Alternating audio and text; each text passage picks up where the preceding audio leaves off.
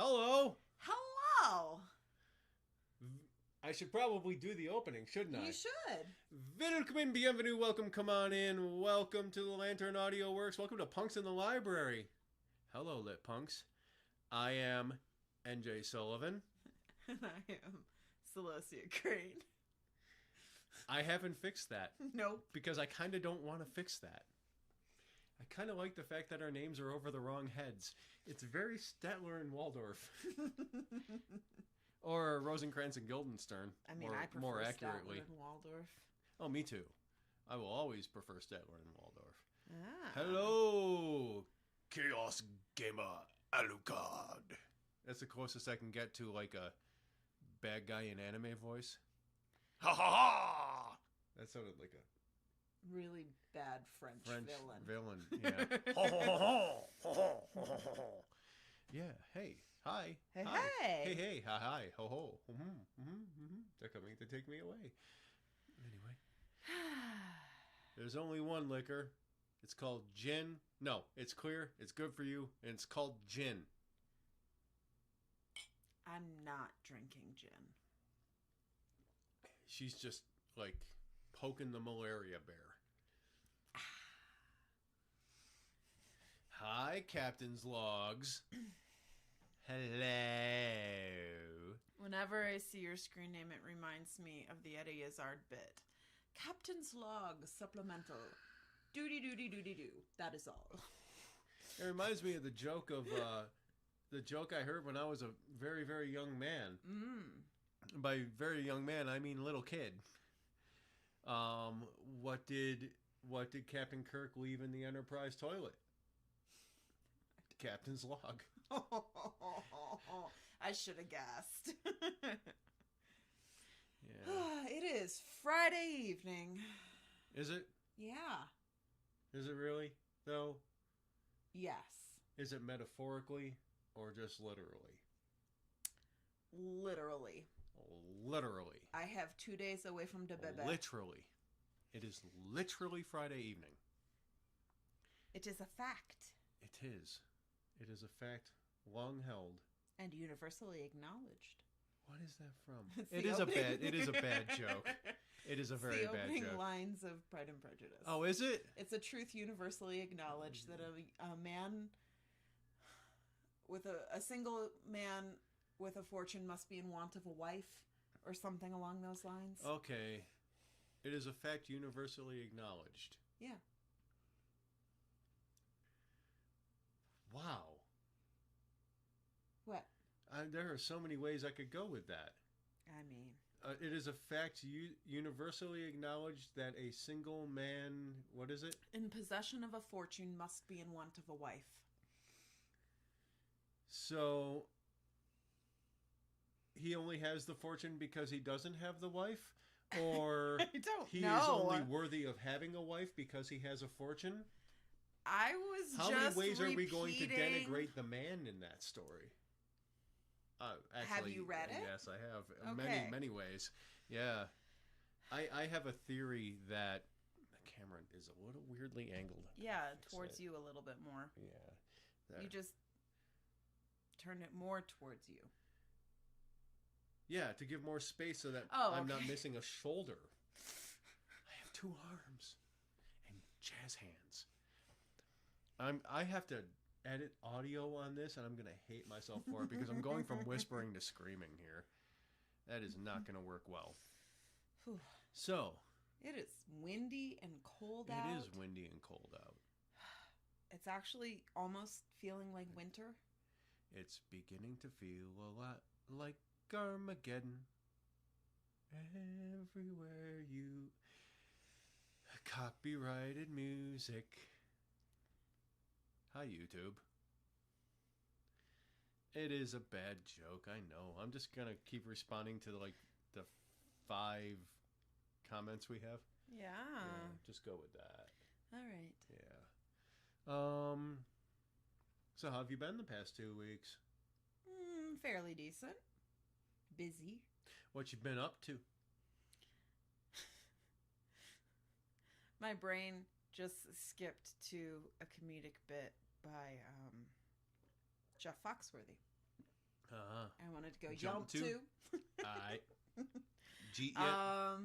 The past week, 2 weeks, I mean, going to my day job, taking care of a baby. Working on revamping my personal Patreon, which will go into effect in January. Working on a yearly plan for Lantern Audio Works Patreon and social media. Yeah. We've been doing a lot of kind of introspection and planning. I was going to say come to Jesus moments. I mean, that also works. But yeah, introspection and planning and kind of figuring out what we, how to get where we're going. Yeah. How to get where we want to end up. Yeah. Which is me not friggin' exhausted. Yeah. On my side. Which is me being able to write and do the marketing for Lantern as well as my podcast. Well, your podcast is part of Lantern. I know. But I know what you mean.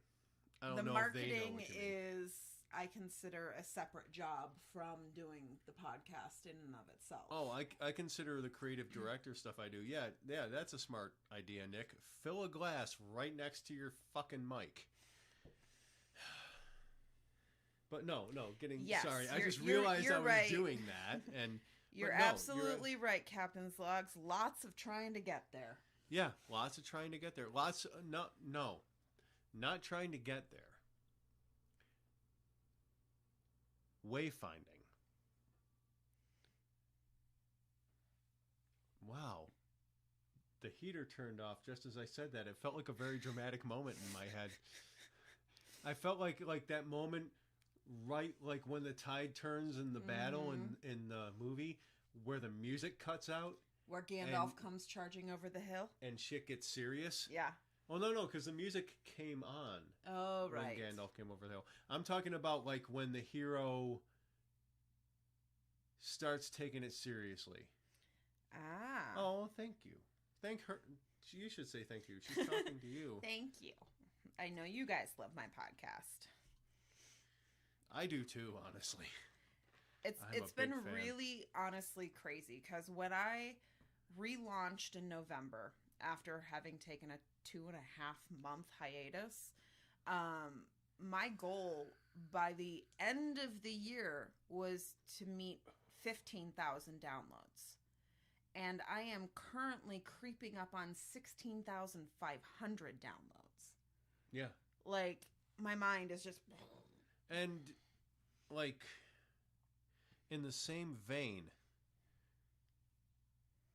since I did the math today, because that's what I do on my day off. I do a lot of math. Since beginning of September... Yeah. No. January. End of January of this year.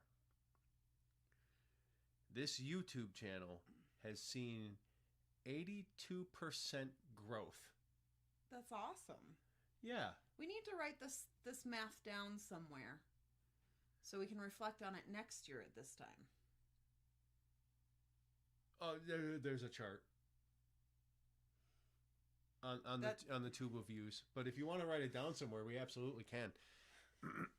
I will be making a end of year retrospective video to go on our live stream that we're doing on New Year's.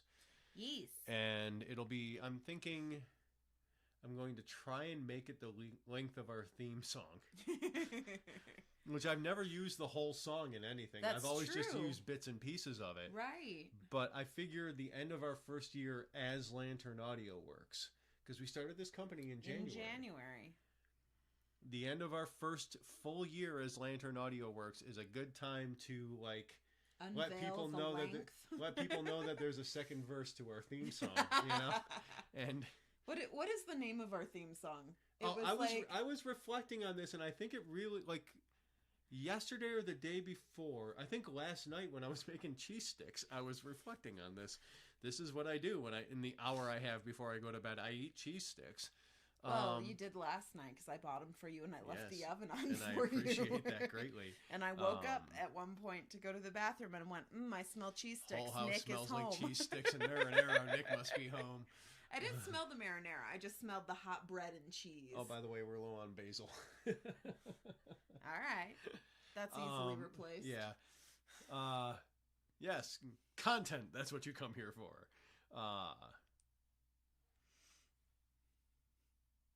I love Ripley's Believe It or Not books. I read one when I was a kid. Chaos Gamer Alucard. The young man is trying to give me a book with a bunch of things I shouldn't believe in it. Here's a question for you guys. Have you... Do you believe it or not? No. Have you introduced any of your kids to... shoot, now I am going to blank on it. Boy Detective, little white dog named Snowy. Tintin? Tintin. I don't know why I could not come up with the word Tintin. You came up with the dog's name. I mean... You see how she views people, right? Forget the person, remember the dog. This is the nature of Celosia Crane. It's a series of, I would basically say, graphic novels. They're not. They started out as comic strips. Yeah, I know they started out as comic strips, but I grew up... I've made a terrible mistake and I need more tonic water. I will be right back. Go on. I grew up reading them when we would go to my sister-in-law's family cabin because they kept the full set there. But the main character is a young man who I believe is Danish. Belgian. Yes, Belgian. And I spilled tonic water and on the he floor. I will be back very soon. he is a journalist, but he ends up in all these adventures and mistakes and running away from people and stumbling into mysteries. And he's got a kind of a very fun crew of people that end up going around him. What's the name of the captain? Oh, goodness. I don't remember. Not right now. Yeah, his buddy the captain. Yeah. He's a sea captain. He's a sea captain and he's a recovering alcoholic. Is he? Yeah, because when they first meet, he is stone cold drunk, and his first mate has basically taken over the ship and keeps him drunk on whiskey to keep him from knowing what they're up to. Ah. Yeah, and yes, of course you have. Why am I not surprised? I was actually really excited when the animated film came out a few years back because I was like, yes, an entire new generation has now been introduced to Tintin. But they're a lot of fun. Excuse me. I did not put enough tonic in my gin and tonic. And he got straight up gin. And I got a solid 70% gin, and I wasn't thinking that was going to happen. Not that I dislike the taste of gin, I just wasn't expecting it. So... Yes. What have you been up to the last 2 weeks? Working and anxiety. Yeah. Basically, that's what I've been up to. Working and worrying. You had a pretty bad attack last week. I did. Are we... Wait. We talked... I said I wanted to talk about that. And this seems like the perfect segue.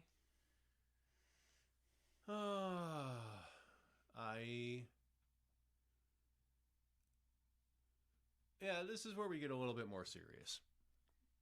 Because I have suffed? Hello, Jin. Nice to see you again. I have been coping with manic depression and just generalized anxiety my entire adult life. And, it's something that I generally cope with fairly well. He does. I get by. I know my triggers. I know when it's going to be I generally know when it's going to be a bad day. And I deal with it. This past weekend, I had drank a significant amount the night before, and I was fairly hungover. And we had to go out and do some stuff for our upcoming wedding. Mm-hmm. And I was hungover. And we had to go out and look at our reception location. And I was completely fine the entire time we were out doing that. Yeah. We went to get food afterward. And the place we were in was crowded and loud. Which, like it was messing with me too. Like, and I was completely sober, not hungover, but like I started to get lightheaded and like ear ringing, and yeah, there was something going on with the acoustics in that place. And I had a full-on, like, proper anxiety attack. I thought I was having a heart attack. Mm-hmm. And I still have pain in my chest from it a week later. That's how bad it was. And my heart rate didn't drop below 100 beats a minute until 2 days ago. And this was last Saturday. For anybody who is listening to this on the podcast, we are recording this on a Friday. So my heart rate didn't drop below 100 beats a minute until Wednesday night. Yeah. And I had another anxiety attack Wednesday night.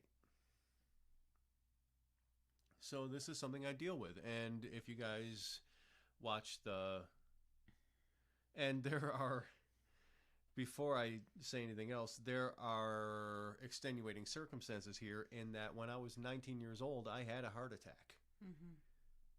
And my heart is damaged permanently. It's never stopped me from doing anything, but it is a thing. Yeah. And it's a thing I've dealt with literally my entire adult life. So the minute I start feeling tightness in my chest, your mom's birthday was Wednesday? Oh, happy birthday to your mom. From us to her. Yes. And so anytime I feel tightness in my chest or I get a palpitation for whatever reason, because you get them for tons of reasons that have nothing to do with anything and they're not dangerous. My first thought being that I have Asperger's syndrome and bipolar disorder and anxiety disorder, great combo of live a calm life. Well, happy birthday to her today. Happy birthday today. Yeah. Great. Like, your first thought is, well, this is it. I'm going to fucking die. Yeah. This is it. And that's your first thought. And that just adds to anxiety. So if you watch our vlog, the episode that all this stuff will be in comes out this coming week. Yes. On Wednesday for the public. It's out already, or no, it's out Sunday for patrons. So in 2 days it comes out for patrons. And then it comes out for everybody on Wednesday. We talk about my ongoing health issues. Yeah. Or I allude to them. This is the ongoing health issue. And I flat out said that I was going to... Yeah. Oh, tip of the iceberg, Captain. Tip of the iceberg. But, this is the health issue that I've been alluding to, is the fact that I could have had another heart attack. I could have easily. Mm-hmm. And, I haven't been in a great place for a while. Yeah. Because, I'm writing Spaceman. That has a deadline. It's not publicly known yet, but it has a deadline. I am, constantly thinking on doing stuff for Lantern. And I'm not saying that no. Celosia is not, because she is. But I am the type of person who, if there isn't a burden to carry, I will find one. And as healthy or unhealthy as that is, I am always looking for the next thing that needs to be done so it can get done. And relaxing isn't exactly in my lexicon. Just as a person, it's not what I do. I work. I mean, even for me, my relaxing right now, at least, is making paper flowers for the wedding. Yeah. I enjoy it. I really do. But it's not just because I enjoy it. Yeah. My relaxing is writing. Yeah. And the writing has a goal. That's how I relax. So, aww. Chaos Gamer Alucard. Oh, hey. Tiny little words. Very, very We tiny. need to change the color on that font. It doesn't show up very well against the black. I just noticed that. Yeah. Hey, look at the tiny little words. But so I didn't realize until this week that I haven't taken any time to do anything that wasn't work related. Either my W-2 job or Lantern in like 4 months. Yeah. Nothing at all. And that is not...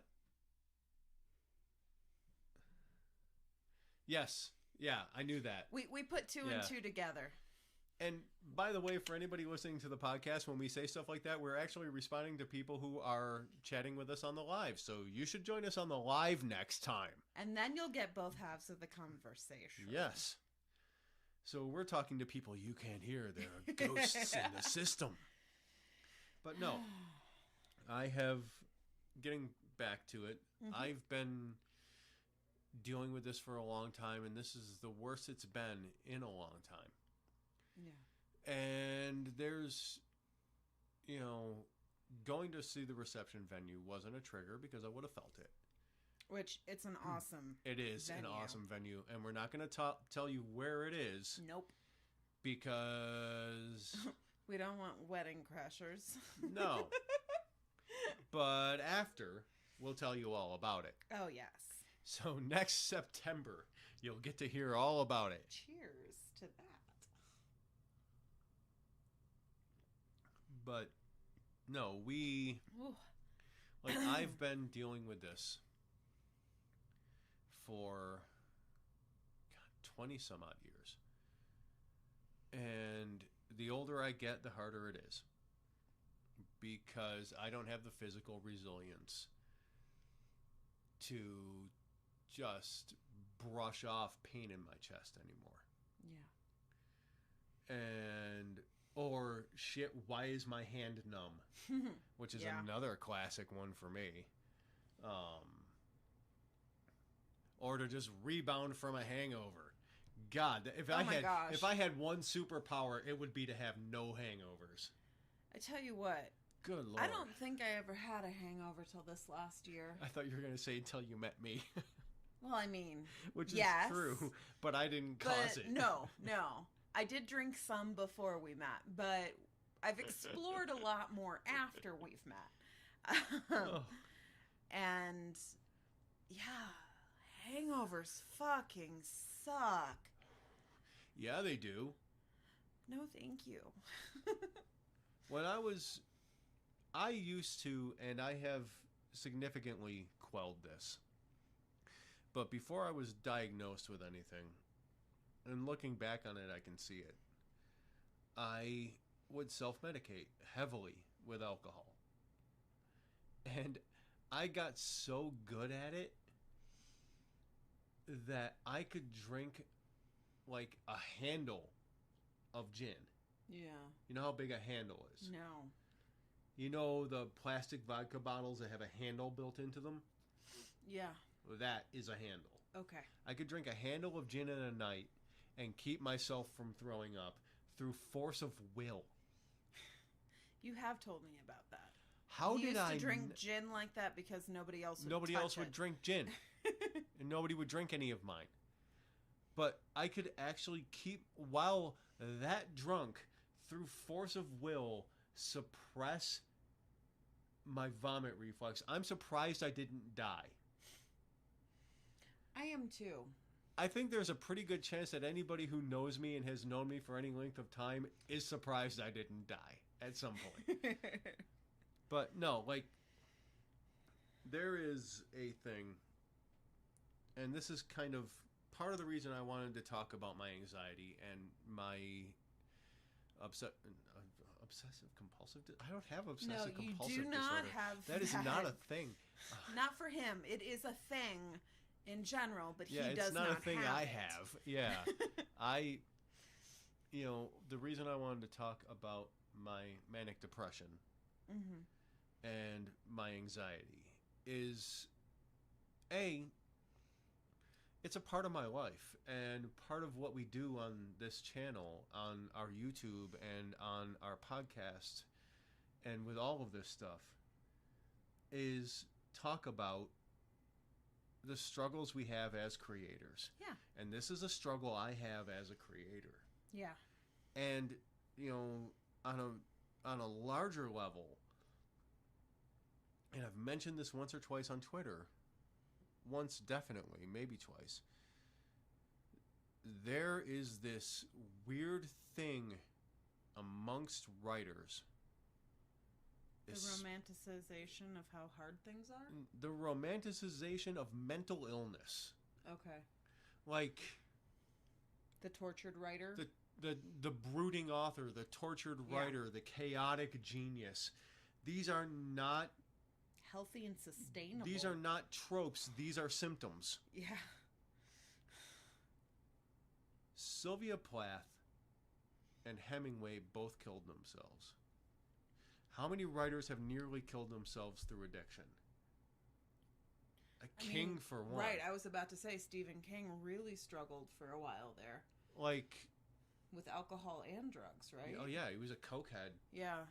And a drunk. Yep. And I'm pretty sure that he wouldn't mind me saying cokehead and drunk, because I'm pretty sure that's how he'd refer to it, too. Yeah. But from the vibe I picked up from his on writing. book, He On talked Writing, about it on yeah. writing. On writing. But it's the only thing of his I've ever read or ever will read, because he's just not my genre. There is a romanticizing of mental illness within creative communities. Mm-hmm. And it needs to stop. Yeah. Because people who are mentally ill, you don't have to be mentally ill to be creative, for one. No, you don't. And if you are both mentally ill and creative, the last thing you need is for your mental illness to be dealt with as a quirk. Yeah. Or to be encouraged as part of the creative process. Because it can kill you. Yeah. This past weekend, it could have killed me. Mm-hmm. And not through drinking or, any kind of... I'm just going to use the word. No, YouTube doesn't like it when you use that word. I wasn't going to off myself or anything like that. But simply through anxiety, I could have had a heart attack. Mm-hmm. And people treat this stuff like it's a part of the creative process. It's not. It is something that you need to cope with. That and you I'll need be to honest, speak clearly and plainly about. I am struggling. Mm-hmm. I am currently struggling. I'm saying that. Yeah. But it's like, for me, I really struggle with that romanticization, especially with Lewis Carroll. Because people insist that the only way he could have written Alice in Wonderland is if he was on high. Yeah. They say the same thing about Pink Floyd and Dark Side of the Moon. Oh, that makes sense. And Pink Floyd, the members of Pink Floyd have come out and said, quite frankly, no, we absolutely were all sober when we wrote that album. And they say the same thing about Monty Python. Yeah. Those guys must have been on something. No, they're just nuts. And not nuts in the sense of they were suffering from mental illness. They're just kooky. Kooky is a better word for it. In the best way. They're absurdists. Yeah. And they're good at being absurdists. And Lewis Carroll was an imaginative person telling a story to an imaginative child. Yeah, so he pushed every limit he could. And he was a mathematician. Yeah. That's Alice in Wonderland, yes? Yes. Okay. He was a mathematician making fun of new math. Oh, yes. So he had a couple of reasons to make things make no sense. It absolutely is debilitating some days. Yeah. For me, I would say, and, this might turn into a podcast about mental illness. No, this particular episode. Yes. We are not tracking time. No, we are not. You click over to OBS. Okay. Because we're not tracking time and we need to live Okay. Going on 40 minutes. Okay. So, Jesus, we've done almost nothing. So, like, that derailed me. Yes, I thought, it did. absolutely, this is part of it for me. But, go ahead. You were going to say something. I'm sorry. Well, I was just going to say, like, I don't struggle with anything like manic depressive or, I mean, I would almost say to a degree I have a level of generalized anxiety. It's never been diagnosed. But then also never has been diagnosed the ADHD that both of us are 100% positive that I have. She absolutely does. And considering the fact that both my sisters have it, it is incredibly likely that I have just never been diagnosed. And there are days when the overwhelm is completely debilitating. Yeah. And you've seen that. Yeah. And you've it is seen for me as well. completely shut down. And this is something... And I spend a decent amount of time on Twitter because I do a lot of networking there, and I do a lot of the marketing stuff for Twitter. Yeah. I do a lot of it because it's not really her jam. So I honestly despise Twitter. I despise Twitter too. We've met some wonderful people through it. It does not mean I have to be on there. No. But it's kind of like one of the two of us does, and I can cope with it better. Like, that's my view on it. Well, it's a good place for me to network, and there is some funny shit on there. So I don't want to have to wade through all the bullshit to find the funny shit. Yeah, I don't blame you. I'm not allowed to look at political stuff on Twitter anymore. It's not healthy for our relationship. It's not healthy for me at all. But like, there is so much... Like, so many people want to be the dark, brooding poet and talk about, like, the fact that they're suffering a major depressive episode as dark and brooding and not something that you should get some fucking help for. Like, what are we teaching? Yeah. What are we teaching the 16 to 18-year-olds who are on there right now, or 13 to 18-year-olds who don't have the life experience to understand that that is a marketing thing?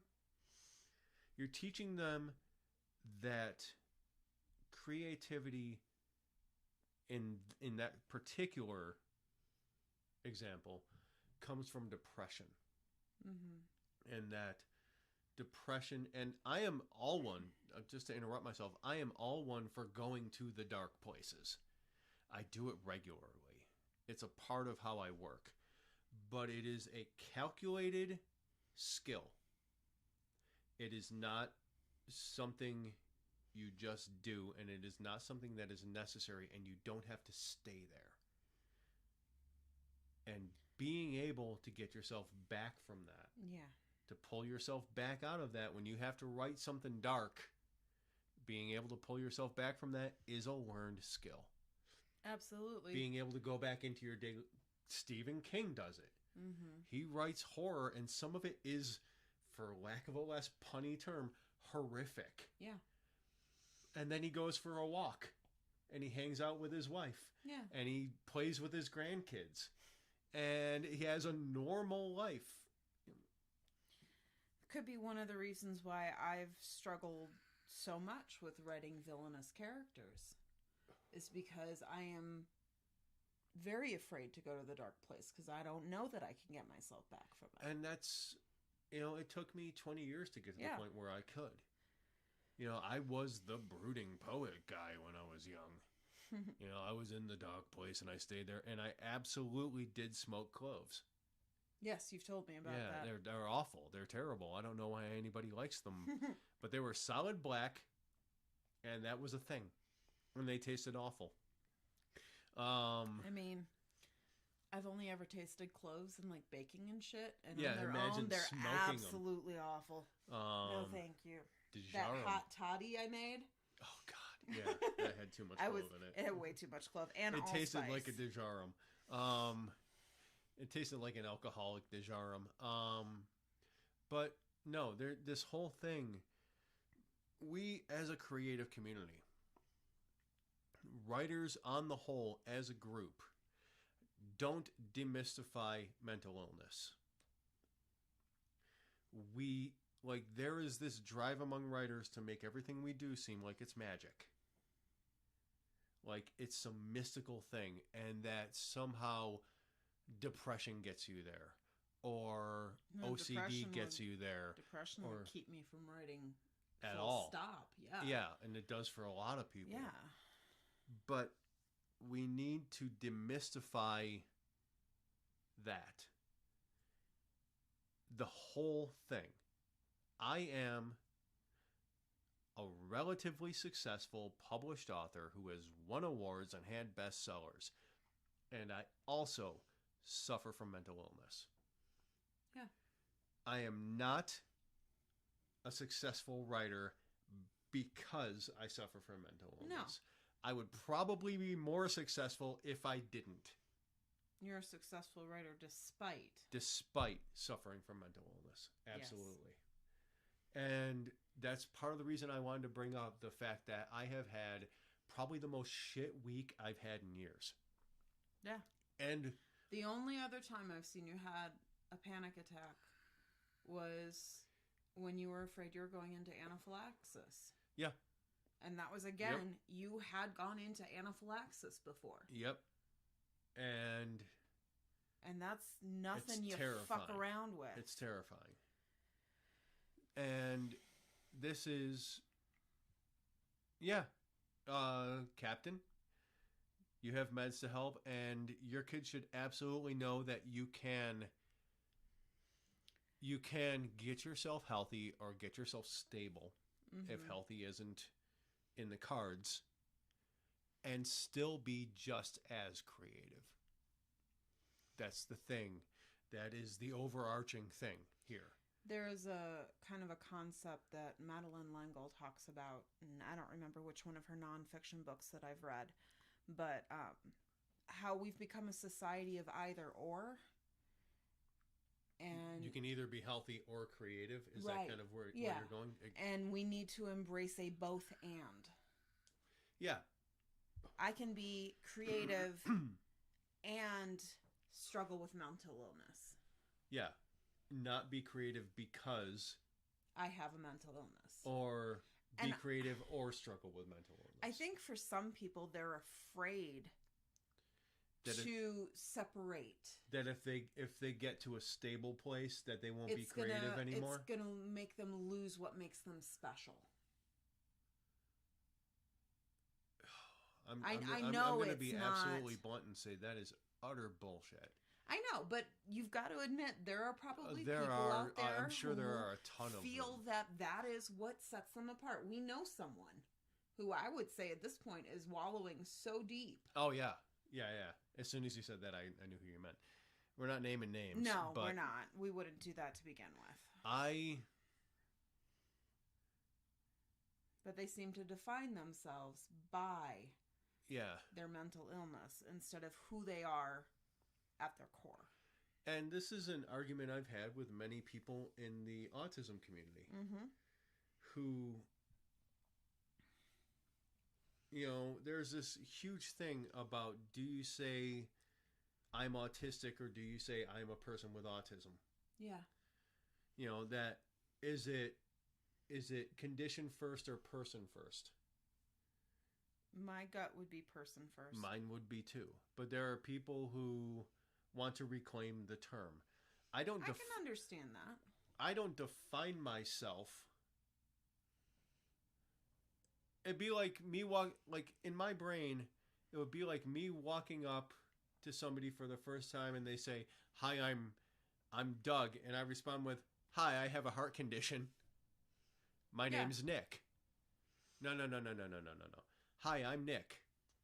If this further information is necessary for you to know, I also have a heart condition."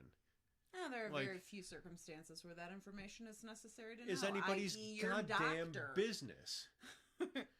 Or, somebody at an event when I grab my chest. Right. And they say, "What's wrong?" I say, "I have a heart condition." Yeah.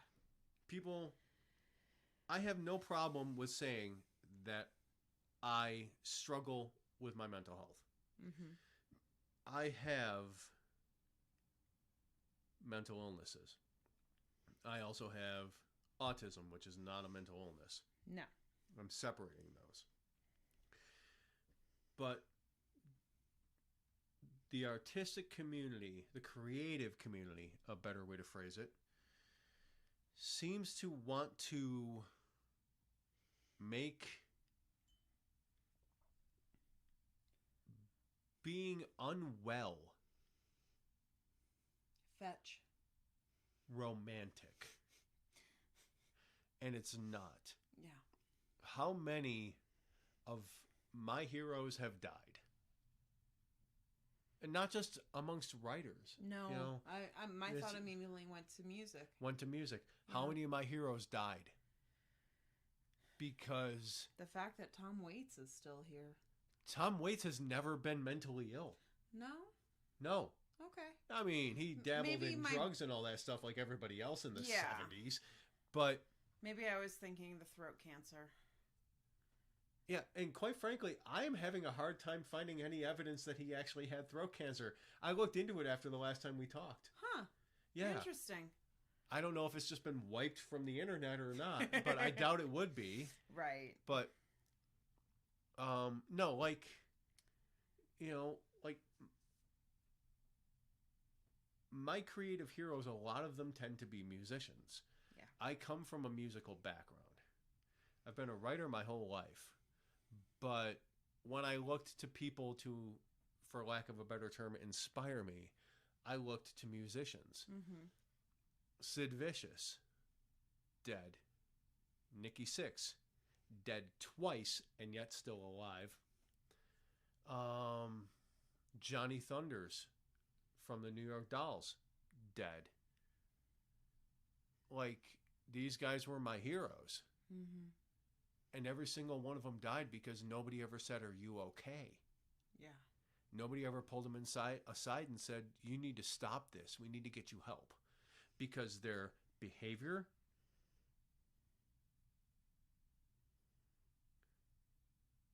absolutely. Yes. Do it. Absolutely. I'm going to say Captain's Logs on YouTube just said, "I would tell my nephew you have autism, but it never stopped you. He can make his dreams happen anyway. It won't stop him." It absolutely will not stop him. Unless he allows it to. I was told in 6th grade that I would be lucky if I graduated high school. Me. The guy who was having this conversation about mental illness. Yeah. And didn't you teach an English literature And class in my your senior year of high school, I taught Honors English 11. So here's the people who... I have taught college courses. Yeah. I have been a successful mechanic. I have won awards for my writing. I've been on bestseller lists. Mm-hmm. And I made it into my 40s. You worked with the Smithsonian. I worked with the Smithsonian. Yeah. So I forget about that. Yeah. I remind you. I have done so much in my life that I forgot I worked for the Smithsonian. Oh, no. Sorry. See, long time ago, I posted a thing. I don't know if any of the social media things I posted on are still active or not. I think it's old accounts at this point. But Captain's Log also just said he is afraid of the same thing. Being told that he'll never graduate high school. Being told that he'll always be a failure. Yeah. He needs to get a chip on his shoulder. And he needs to realize that that isn't a chip of wood that you wait for somebody to knock off so you can tag them. No. It's a microchip, and you should program it, and you should turn all of that into something useful. That's what that is. He was born with a chip on his shoulder because he was born into a world that told him he would never succeed. Because what he was wrong. Was failed. Mm-hmm. Not even wrong. Failed. And that's what I was taught. Yeah. And I grew up with a chip on my shoulder. And I hit a lot of people in a lot of faces because of it. And then I realized I can pull this back and I can take this anger I have and I can turn it into something else. And what I turned it into was a smarmy smile every time I succeed. Every time I walk out of a situation with a smile on my face and my hair not mussed up, I win. Against all of those people. Every single one of those people in my high school, I win. All of them still live where I grew up. I mean, you could say pretty much the same thing for you. Yeah. For my high school.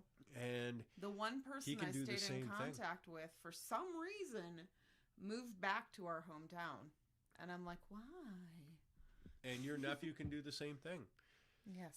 You take that fear and you turn it into energy. And you take that energy and you do something worthwhile with it. You know what literally just connected in my brain? What? How that happened for me. Really? Yeah. Huh. I started writing, like actually writing, because in 6th grade, I struggled to write a paragraph, like handwrite. It was one long run-on sentence. I was bullied extremely heavily in 6th grade, to the point that my mom actually pulled me out and homeschooled me for 7th and 8th. I knew that. I'm going to pause you for 1 second. Yeah. You have every permission from both of us to share this with him. If you want to share it as a clip, I can get you a clip of it. But he needs to know. He damn well can do it. Mm-hmm. He needs to set a goal, and it doesn't matter what it is. If it matters to him, that's what matters. Yep. And he will get there, because if there's one thing people with autism have, it's focus. We focus unlike anyone else. And I will talk more about that when you're done talking, but I interrupted you, so I'm going to let you finish. But yeah, like, so I was homeschooled just for 7th grade and 8th grade. I was going to a very small K through 12 school, if that tells you anything about how small the school was.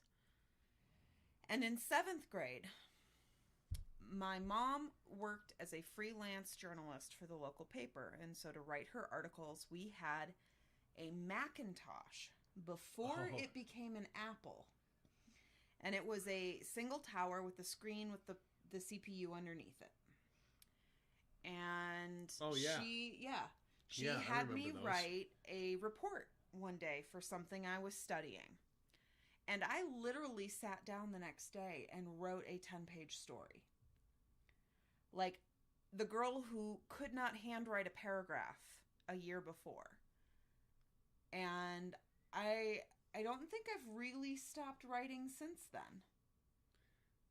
I wouldn't know. I didn't know you back then, but I wrote fairly prolifically through high school, through college. I mean, when I was in high school, my intake was kind of subpar as in what I was reading. And it reflected in what I was writing. But I was writing. Yeah. I was learning. I was aping my favorite authors. Yeah. You know? And that's how you learn. Yeah. Absolutely. And you were learning to understand how the tools worked. Yeah. And then in college, I was able to take a short story writing class, which I sort of failed at because I don't know how to write short. Can I? This was also the professor who could not wrap his brain around the fact that I wrote a fantasy story. Oh, that dick? Mm-hmm. He was also my advisor. Have we figured out if you've won more awards than him? The last time we looked, I think I was one shy. I think you were one shy last time. But we have an ongoing feud that this guy doesn't even know about. No, we're just waiting until she's got more awards than him, and then we're going to print it in the local paper. Like, it's a thing.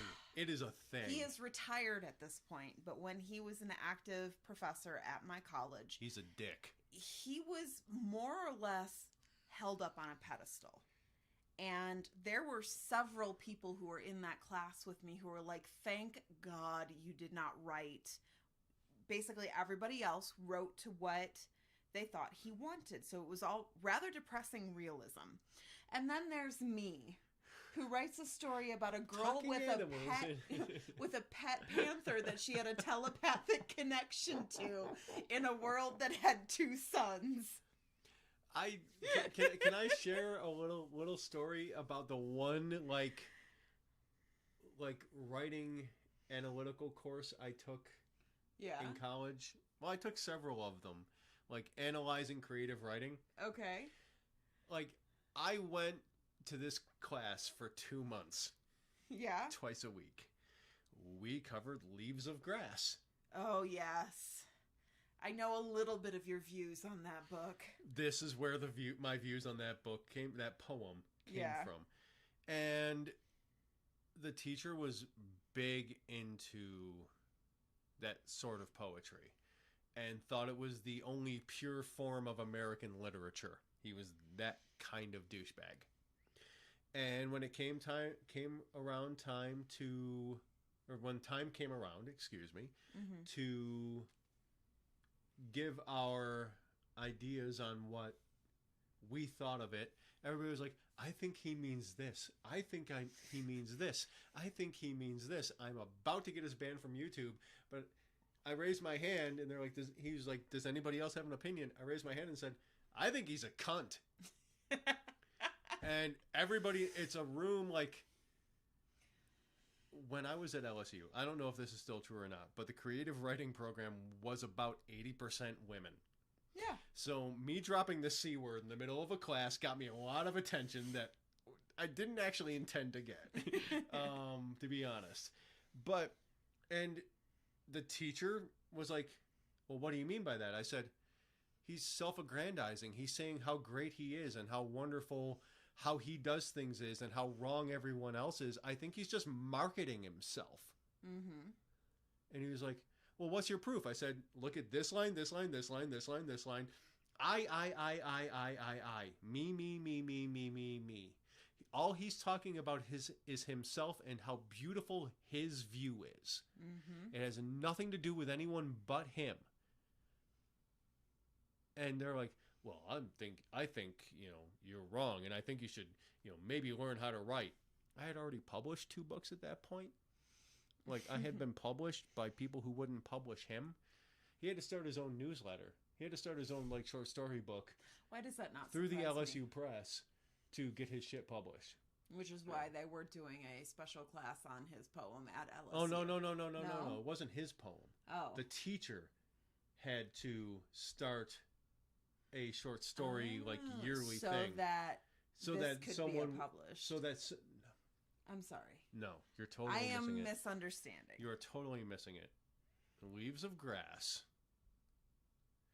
I did not take classes under the man who wrote Leaves of Grass. That is not... That's Walt Whitman. I know who wrote Leaves of Grass. Okay.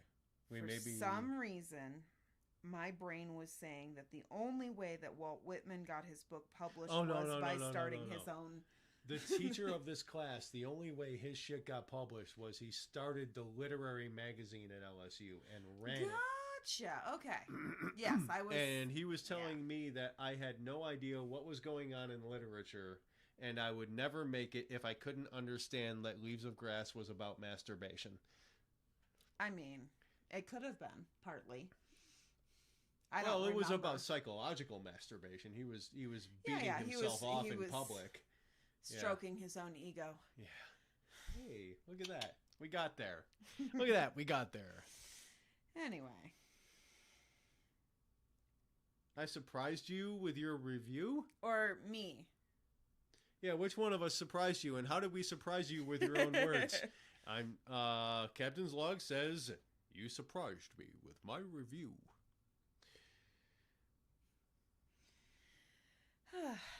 But, yeah,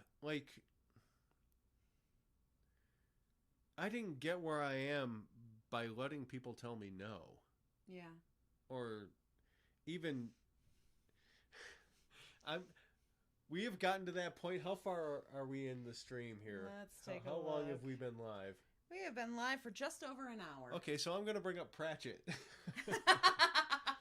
I did say in my post on, Oh, yeah. on Instagram. I've said it multiple times. I think I've put it in descriptions on the podcast. I think I put, we will most likely reference Terry Pratchett and also probably overly sarcastic productions. We haven't done that yet. I just burped. Sorry, everybody. But no, like Pratchett talks about the aristocracy in Snuff. Yes. And it's not, no, and it's specifically Willikins, who is a character that I greatly connect with. He's the gentleman's gentleman. Oh, you didn't expect to see it on Twitter? Captain's Log said that she didn't expect to see her review on Twitter. Your review was beautiful wonderful. Review, and it really, like, especially knowing what you've gone through recently, like I didn't know that when I asked you for that review, because I had reached out to some people that I knew loved my work and most likely had already purchased that ebook because I didn't have any reviews of it on Amazon. And that can be a big driver for some people, whether they purchase it or not. It has been for me. Yeah. Yeah. And you coming back and then finding out after, you know, kind of what you've been through these last few months, and it meant a lot to me. So thank you. It's a thing. Yeah. And it was a beautiful review. So, all right, I was going to bring up Pratchett. Yes, you were about to bring up Pratchett. And how I didn't get here by listening to people who tell me no, or tell me I can't, including myself, by the way. And Willikins talks about the aristocracy, the old school, and not these new money bastards who think they're hot shit, but the real old stock, and how they were confident. Mm-hmm. And if they were wrong, they were absolutely wrong. There was no half measures, ever. The thing that pops up into my head is when Vimes first meets Sybil. Yeah. And then at the end of Guards, they talk about how you have to be really rich to feel comfortable dress that poor. Right. Yeah. Because they're wearing, you know, decades old tweed and it's all worn out, but that's what they don't fucking care. They don't care. They are secure enough in their identity. Worth isn't in how they're dressed. No. And, unlike the new money. Right, exactly. And like there's a whole thing about how these, and because in the book Snuff, they go to the country. Sam Vimes is city forced. Born and raised. Yeah, he's city. He is a man of the city. Mm-hmm. In the truest form. The city is in his blood, and his blood is in the city. Quite literally. Quite a lot of it over the years. But his wife insists that he takes a vacation, and he can't weasel his way out of it this time. But Willikins, who grew up on the same streets in the same poor neighborhood he did, is now his valet. And he's an older man than Sam, and he's been a valet for a long time and worked for many wealthy families. Mm-hmm. And he knows the difference between old money and new money. And old money will get in there, take off their jacket and their waistcoat, slop in and wash the sheep with the men who work with them. Yeah. And then go to the bar and buy everybody around, because that's how old money is. It is confident whether it's right or wrong. Thinking about Sybil's ancestor and Hangman's Hill. Yeah. Yeah, he was told he couldn't. He bet that he would. That he had the tallest hill. That he could see the smoke of Ankh-Morpork from the top of his hill. Right. And when it turned out he couldn't, he hired a bunch of people to make the hill taller so he could. And then drank like an entire cask of brandy. Yeah. On top of the hill to celebrate, and then bought everybody around. Yeah. Because our mad drunken lord can drink more than your mad drunken lord. But no, there's a whole, like, that's kind of how I look at it. I've never taken to being told you can't. Being told no. Being told no is one thing. Right. You know, I'm a firm believer in bodily autonomy and personal space. And if somebody says, don't do that, I won't do that. But if somebody tells me I can't do something that is about me, better fucking believe you're going to do it. Bet your ass. Yeah. I'm going to try. And if I fail, I'm going to fail confidently. You know? That's just like my nature. When somebody tells me I can't or I shouldn't. Oh, shouldn't. Oh, don't do that. I look at him and go, it's like the hairs on the back of my neck. I'm like, when somebody says, motherfucker, what? When somebody tells me, oh, you shouldn't do that. My first response is, really? Why? What's going to happen if I push that button? Or you have to do it this way. Oh, is another one. It's like, okay, well, you know what? You sealed it. I'm not going to do it that way. I'm not going to. Yeah, you have to do it this way. Really? Even if it's harder, I'm going to do it the other way. Because you told me I had to. Hence, Captain's Logs just said, hence how my dad put a boat in a tree. I'm with your dad. Yeah, that is how you put a boat in a tree. There is no way to do it except with your balls, metaphorically speaking. I am vaguely recalling, and I know my sister did not do this on purpose, but because she was scared so bad after it happened. But I grew up on a farm, and we had this one... Is this a tractor story? Yeah. Okay. We had this one tractor, and it wasn't starting. And one of the ways that you can get them to start, like you can with a car, is pull starting. So we took our Oliver diesel tractor, right, and tried to pull start the Farmall H with it. No, it was the other way around. We were trying to pull the diesel. You tried to pull start. I don't remember diesel? Which one was which, but all I remember is my sister was on the tractor that ended up mounted on top of the other tractor. That did not go how it was supposed to. She panicked and hit the clutch instead of the brake. I'm pretty sure we were trying to pull start the Farmall. I hope you were, because you can't pull start a diesel. Okay, then we were. We were using... Diesels are compression-based engines. We were using the Oliver to pull start the Farmall, because the Farmall was just regular gas. You cannot say Oliver in response or in reference to a vehicle in any way, shape, or form. Right. Without me thinking about Richard Hammond's Opel Cadet. Yeah. Named Oliver. We both really enjoy that show.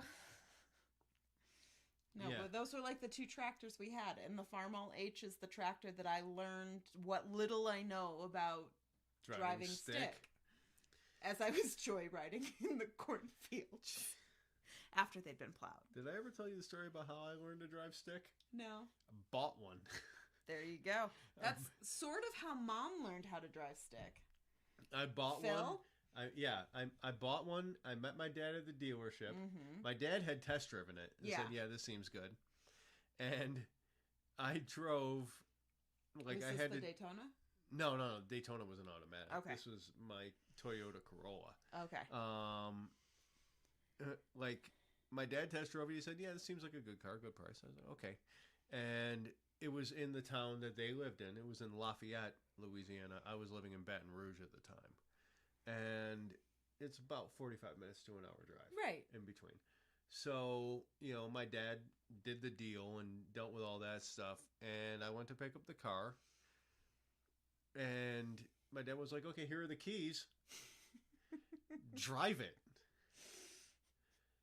And I was driving back to their house, which was on the other side of Lafayette, which is only like 20 minutes through the city. Not a city like Denver or New York or Chicago, but city all the same. Yeah. And I learned how to drive stick by driving one in the dark on city streets with no one in the car. Oh my gosh. I was completely by myself. My dad was in front of me. Yeah. And, like,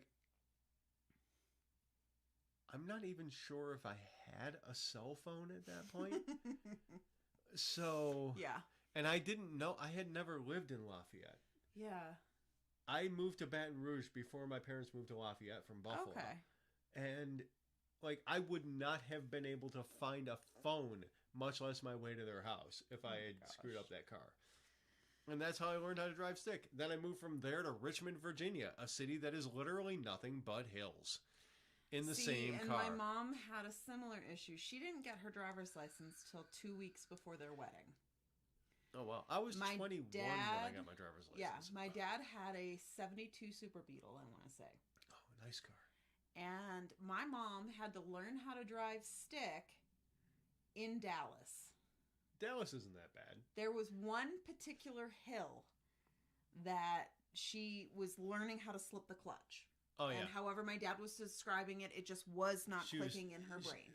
She was learning how to ride the clutch, not slip the clutch. Well, that's whatever. If she was slipping the clutch, she would have spun the tires. Especially in a Beetle. Actually, maybe not in a Beetle. But there was one intersection that she got stuck at. She said for at least 6 revolutions of the lights. Oh, man. Yeah. Because it was up a hill. And she stalled out. Yeah, she couldn't get on the sweet spot of the clutch. Yeah. For those of you watching or listening on podcasts, I'm doing hand motions of brake clutch or gas clutch. Yeah. Also, by the way, he calls my mother Phil. Yeah. I'm not allowed to call her Mrs. and their legal last name. Like, she told me I can't, so I call her Phil. Her response was, "That's my mother-in-law's name." Well, it's also yours. Sorry, Phil. She calls him Seamus. Which is hilarious. But, which is funny because pretty soon you're going to be Mrs. Sullivan. I know. Yeah, that's going to be hilarious. I don't know why. You're going to be yet another in the long lines of Mrs. Sullivans. All the way back to the beginning. Lo, I see my father and my mother and my sisters and my brothers.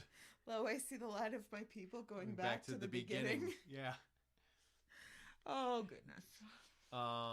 They call me to join them in Valhalla where the dead may live forever. Yeah. We need to watch The 13th Warrior again. We need to own that movie. We absolutely do. I used to. I don't think I ever bought it on DVD. When you die, can I give that to my daughter? The dog can jump. Honestly, so many great lines from Balder the Joyous. No, and it wasn't Balder. It wasn't Balder. No, but he was the Joyous. Something the Joyous. Helger? We've looked it up like 5 times. Know. Hold on, I'll look it up again. I can IMDb shit. Yeah. Little brother. Don't worry, little brother. There's more. If you have never seen 13th Warrior, which is loosely based off of Michael Crichton. It was the Michael Crichton. No, it's based on the Michael Crichton book, The Eaters of the Dead, which was that was based off of Beowulf, off of a challenge that was given to Michael Crichton by a friend of his to make Beowulf interesting. Herger the Joyous. Who is my favorite character in that entire thing. Oh, he was brilliant. Tony Curran is in it as well. Oh, as Weath, the musician. Tony Curran. I think he's the one that has the stripes. Oh, he could be. Across his cheeks. But, yeah, that is... Like, that movie gets bashed for historical inaccuracy and... You know, a lot of other problems. It was based off an epic. Based off of an epic. Yeah. And, yeah, tell me how historically accurate Beowulf is. Yeah. Please tell me when in history there was a monster called the Grendel and another monster called Grendel's mother and a fucking dragon and magic swords. Probably the same era that Arthur comes from. Oh, so like 800 AD? Right. Like after the fall of the Roman Empire? Yeah. While the Saxons were invading England? Yeah. Actually... Invading? Oh, wait. not only is the 13th Warrior based off of Beowulf, but it's also based off the memoirs of a ambassador, I want to say, I'm pretty sure from the court of Baghdad, who dealt with the Kievan Rus. Yes. And based off his memoir of his time amongst the Vikings. And pretty accurate from that perspective. And it has Omar Sharif in it. You need to watch it just because it has Omar Sharif in it. And Antonio Banderas. And well, Omar Sharif is the same reason that everybody needs to see the movie Hidalgo. I love Hidalgo. I figured you did. It has horses in it. Yeah. And Viggo Mortensen. And Viggo Mortensen. Yeah. Because it came out after, oh my gosh, fucking trip. Fellowship of the Ring came out 20 years ago next week. Yep. I suddenly feel ancient. And when she told me that in text message, I said, imagine how Elijah Wood felt. He was 19 when that movie came out. I said, yeah, so was I. Yeah, but he was there. I know. I'm pretty sure that movie aged him several years. It's now on our list. Good, it should be. We might watch it after we're done with this stream. I would say, Jenny, do not watch it with the children. Yeah, there is a lot of blood. It's got some horror elements to it. At least at the beginning. All the way through. True, but the scene I struggle with the most is close to the beginning. The scene in that movie the sequence, it's not a single scene, but the sequence in that movie that has always gotten me is when he's traveling with them and he doesn't speak their language. Mm-hmm. They can't understand each other, but he's traveling with them to this place where they're sent. Mm-hmm. And you can see him listening. Yeah, and I love learning that sequence. And then he speaks. And I don't want to give it away because Jenny has not seen it. Yeah, I would definitely, at least for the first viewing, and then you guys can determine. Yeah, you can figure it out. We don't know your kids well enough to know whether they can deal with that. By the way, Captain said, it's on their list, and, this is for the podcast listeners. Yeah. Always read it out loud. To make sure that everybody knows what the hell is going on. Yes. But yeah, for the first viewing of that, if you have kids, absolutely watch it first. And then see if you can judge if your kids can handle it or not. Right. When I was a kid, I could have handled it, but I couldn't handle Nightmare on Elm Street because the man was scary, and we didn't have the internet to show me what Robert Englund actually looks like, and he's quite a pleasant man. I wouldn't know. He's a lovely, pleasant man who's quite funny and very charming and likes kids, and he played fucking Freddy Krueger. Yeah, see, and my traumatizing movie was Jaws 3. Which I only saw... I haven't seen any of the other ones, and I only saw the first 20 minutes of that one. You need to see the first one. I know I do, and I think now that I'm an adult, I could handle it, but in middle school... The opening scene is them finding a shark that had eaten a person, and you see part of the body, and at that age... I was not able to the first one is far more subtle than that. I know. It was Spielberg. Yeah. Yeah, it was Spielberg. And I literally had nightmares about sharks for a month. I've never had a nightmare about a shark. I have nightmares about aneurysms. My nightmares are far closer to home. I don't have fantasy nightmares. No, like a lot of people have fantasy nightmares. Like, a shark could get me. You live in Colorado. A shark can't get you. Like, no, there are people I know who have nightmares. I know not you, but... No, but like, for me, when I do remember my dreams, I would say over 3/4 of the time, I am an observer of my dreams. Oh, I'm not. I am watching a story being told. Yep. They did fine with, I'm guessing that's Nightmare on Elm Street. And then Chaos Gamer Alucard said one of the first things Johnny Depp was in, and he got murdered by Freddy. Yeah, and I remember specifically how. I don't want to ruin it for anybody who hasn't seen a 30-year-old movie. But yeah, you're never going to watch it. No, I'm not. There is. I takes don't people do in their a lot dreams. of. I don't do a lot of psychological thrillers or horror.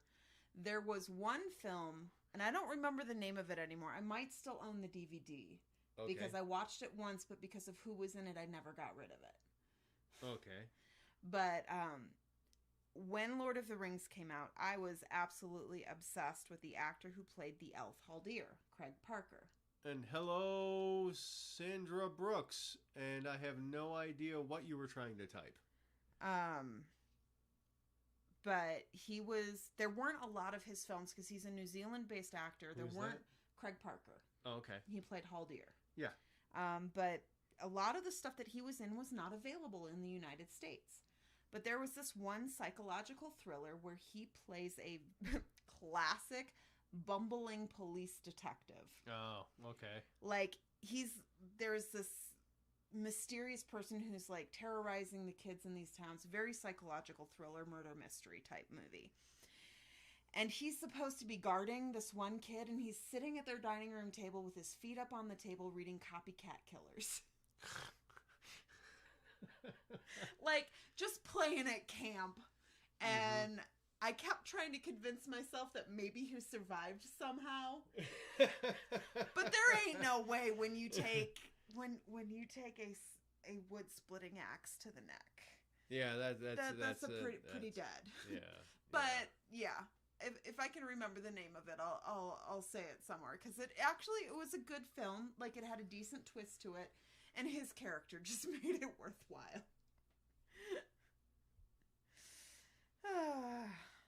Almost an hour and a half. Almost an hour and a half. We've been at this for almost an hour and a half. Yeah. And then he was in Legend of the Seeker. Which I've heard of. It was based off of, I think, the Shannara books? No. Legend of Korra?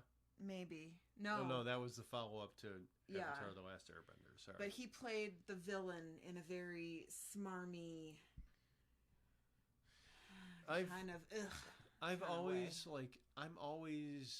anytime I hear Legend of in the title of a movie, I automatically think, well, this is for 12-year-olds. I don't know why. Like, there's only one movie with Legend in the title that I haven't thought that about, and that was the movie Legend. Yeah. No, I saw probably about half of the first season, and it was decent, but it could have been better. Yeah. And then I think I just moved away from whoever it was that I had the access. Okay. And I never watched the rest of it, but like, my sister and her husband listened to the audiobooks that the show was based off of, like, together. Oh yeah. And so they were fairly big fans, at least of the books. I will admit that I took the female main character and used her as a visual inspiration for one of my main characters. Well, not a main character, but one of my important characters in my high fantasy novel. But that was because she was a badass. Oh, yeah. I'm actually thinking at some point, since we're talking about fantasy, as some of you might know, I wrote a book series. I'm going to reveal some. Inside baseball shit here. Sorry, guys. For some reason, my nose, like the tip of my nose, is doing that allergy itch. I was going to say probably allergies. I've been taking my allergy pills again. I have too. Yeah. We both have really bad allergies. And she got us vitamin trays because she's a natural born mom. I mean, it is a skill set. It works. But, so, some of you out there might know that I wrote a book series called the Watchmaker Series. Currently, it's a trilogy. It might be more later if I get the inkling to write more about Tommy McKinney. But it didn't start out as a not even supernatural, as a noir detective series set in the modern age with steampunk / otherworldly elements. Almost dystopian in some ways. No, it's not dystopian. No, I said almost. No, not at all. It's just our world, and it happened to be set in Buffalo, New York, which is vaguely dystopian on its own. Okay. Yeah. I just meant kind of that gritty. Oh, it's gritty noir. Okay. Yeah. It's dystopian because it's set in Buffalo when I grew up there. All right, that makes And sense. Buffalo is Buffalo when I was growing up there was a dystopian hellscape. So I wrote this trilogy. You would love more Tommy. I figured you would. So I wrote this trilogy. And it did quite well. It was my first books and bestsellers, all three, which is a rare thing for me especially. But what a lot of people don't know, and I am publicly saying for the first time, is the Watchmaker series didn't start out as a gritty noir detective story. It started out as high fantasy. You have told me about in this. a world with intelligent talking animals and people who could control materials. That is where it started out. And when my mom got sick, my mom died of cancer almost 12 years ago now. Yeah. And when my mom got sick is when the story changed. Because I wasn't in a place to do a high fantasy story. I was in a place where I needed to be gritty, and I needed that. So that's what that story morphed into. And Celosia, Captain's log says Celosia didn't lie about you. When you said what? I know, yeah. that's what I was just asking, Yeah. because Lie I didn't about see what? the comment when it first popped up. Yeah. But keep going. But so I've been thinking I might at some point rewrite that. Finish writing the original Watchmaker story. I was going to say, if you change at least 20% of it, they can't claim it's the same novel. Oh, no, that's not even a concern because Okay. they never even got a full manuscript. Ah. Yeah, and we are far past them coming after me. True. The original had a publishing contract, and when they started telling me all the things they wanted me to change, I told them to go fuck themselves and burn the manuscript. So... Oh, yeah, they are. Well, thank you. I appreciate that. I need to read the rest of Captain's them. log said your books being a fun read. So Celosia did not lie about my books being a fun read. I'm glad. I don't think they're fun reads, but I read them and go, oh, I should have written that this way. But that's my nature. So you're also the author who Yeah. has read them how many times? Who knows? when I went to write A Man Out of Time, Yeah. I had to go back and reread the first two books, even though To it had only remember been what like happened? 2 years. Yeah. To remember character personalities. Yeah. Because I write so Yeah. fast. I had a realization as I was driving to work this morning. I have those on occasion, You know how but we not in were the morning. talking the other day about how the story I am working on currently is an origin story. It absolutely is. I had the realization that that's exactly what Out of the Ashes is as well. Okay. Because the 5th book in the series, which currently has a working title, which I'm not going to say, Nope. is her, for lack of a better term, her final form. Her having come into her full power. Yes. Yes. Yeah. Okay. Yeah. And I had that realization that I'm like, this is the setup. This is why people should care about these people in this world, in this conflict. Right. And I need to think about it from that angle. There you so go. that I can finally finish it and submit it to Balance of Seven. Yeah. Who is patiently waiting for it. Has been patiently waiting for several years. Yes. Has been patiently waiting for it since probably before Balance of Seven was Balance a of concept. Seven. Yeah. Not since before it was a thing, because it was a thing that Todd had That's before true. they turned That's it into true. the press. Before they turned it into a company.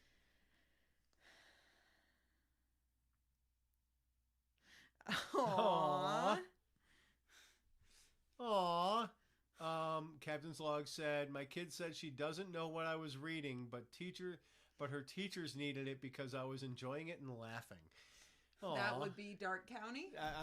It might have been Dark County. It also might have been... I got a little bit of humor in Maquis in the second book in the Watchmaker series. Which So, is where I'm at. yeah. I haven't read all of his stuff yet. I haven't read any of her stuff. That's true. We're both too busy writing to read each other's stuff. Yeah. Like, we jump in when we're asked or needed. Right. But we kind of stay out of each other's way otherwise. We write very differently. We have started to come to each other when we're thinking things through. Yeah, we jump in when we're asked or needed. Yeah. But as far as like each other's finished work, I will ask her to listen to my audio work. Mm-hmm. But that's mainly Quality control. It's mainly quality control. Yeah. Like, Dark County. Gotcha. Yep. Dark County is the funniest thing I've ever written so far. I don't know if Spaceman is going to be funny or not. I just kind of gotta let it get me where I'm going here. We gotta get Old Bob coming back because Old Bob is coming hilarious. back. Old Bob is coming back. I need a Ulysses Freight T-shirt. Yeah, me too. Ulysses Freight. It'll get there. That's honest to God the best joke I've ever come up with. And just like, I wasn't home. You were at work. I was. And you were at work at the law office. Oh, good Lord. And I was like, I had an idea. And let's just forget those 4 months. Yeah. And I was like, I had an idea for the name of the company that Bob works for. And she, texts me back, what is it? I said, and their catchphrase. Yes. And their catchphrase. I was like, Ulysses Freight. It'll get there. I was like, I was honestly alone in the house with tears in my eyes laughing at that. It is such a meta joke because if you don't know the Odyssey, yeah, you ain't gonna get the joke.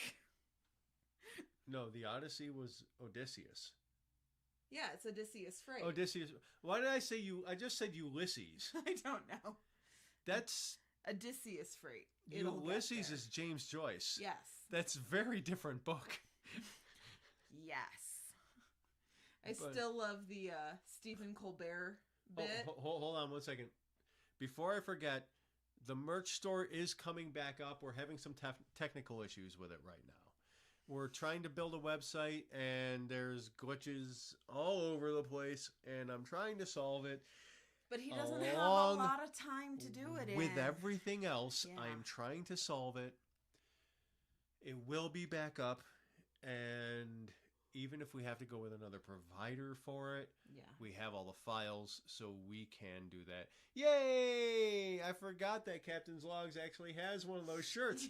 We need those shirts. I want to wear a Ulysses Freight shirt. We don't have any of our own merch yet. We don't own any of our own merch. Not yet, because we couldn't afford it when we started the shop. Yeah.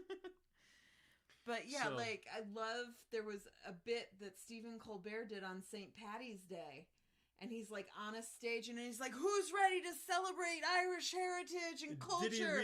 Did he read Ulysses? He opened it up, Ulysses chapter 1, and just started to read. Oh my God. And Ulysses is not an easy read. It's not, it's an even harder listen. I'm sure it didn't last very long, but it was hilarious. It's also very Colbert. If you have not seen it yet. Oh my God, yes. He did a rap in honor of the Fellowship's 20th anniversary. That's how I learned that it's its 20th anniversary. Also how I learned from her. Yeah. Well, I learned from Sarah. Sarah sent me the link to it. So thank you, Sarah. Hilarious. Yeah. They got Orlando Bloom, Sean Astin, Dominic Monaghan, and come on. Pippin. Why can't I think of Pippin's name?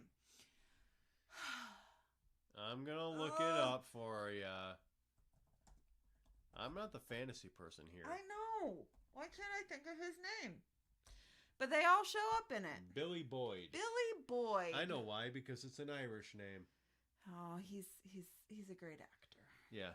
But they got all of the Hobbits. Yeah. And Elijah Wood. And Elijah Wood. And Viggo Mortensen. And who else? Who are the rappers? They had Method Man and Killer Mike.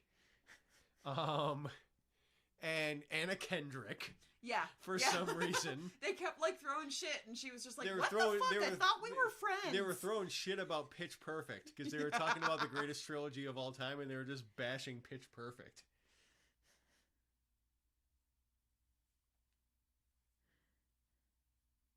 Yeah, absolutely. Yeah. I'll have Captain's to Log, look and see. Captain's Log just asked if the girls asked if you could put the unicorns and kids pullovers in women's sizes because they are in women's medium. Yeah, absolutely. I'll double check with what we've got right now and make sure that I expand the size range on those. Well, they might be in kids' sizes. What she's saying is I had specific designs that I put on the kids that weren't available in women's sizes. Okay, yeah. That can be done. I'm following. I'm following Captain's Log. It's just a matter of editing the the selection. Designs, yeah, it's not that hard. Absolutely, We can easy to do. We can do that this weekend. Yeah, on top of everything else. We don't. On top of what else? We have a meeting and we're hanging out with friends. Possibly getting the tires done. Oh right, yeah, snow tires. Yeah, because it's winter in Colorado. It's almost to the point. We've had one snowfall this year. That's counted. And that was like last week. No, 2 weeks ago. 2 weeks ago Friday, because I drove the Camry to work. Oh, right. I was off work. Yeah. No, we had one super early in the year, like around my birthday back in October. Yeah, but it didn't last long enough for it to count. Oh, well. Yeah. Count.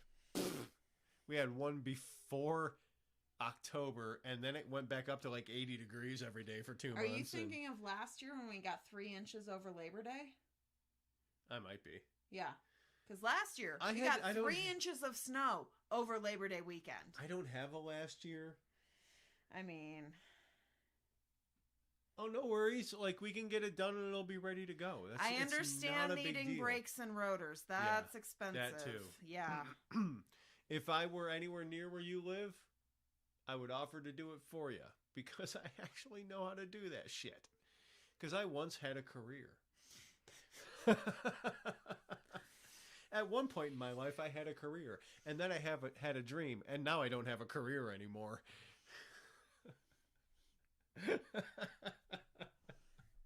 I'm going to need more gin. Yeah, well, good luck, honey. Anyway. How long have we gone? Long enough. We need more screens. Almost 2 hours. Somebody support us on Patreon so we can buy more screens. People support us on Patreon so that we can like move into a house that has a fully finished basement so that we can have a fully like just a setup for these nights that we don't have to set up and tear down every week. On the dining room table. Yeah. We're at the dining room table right now doing this. Yeah. That's our next step, hopefully. That's our goal as far as I'm concerned. Well, also gets us away from the issues we have with recording with the fucking dogs.